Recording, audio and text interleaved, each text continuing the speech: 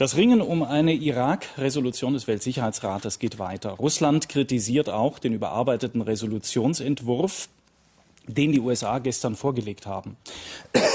Entschuldigung. In der Vorlage werden dem Irak weiterhin ernste Konsequenzen angekündigt, falls Saddam Hussein nicht mit den UN-Waffeninspektoren zusammenarbeitet. Bislang hatten die USA mit automatischen militärischen Sanktionen gedroht, falls der Irak nicht kooperiert.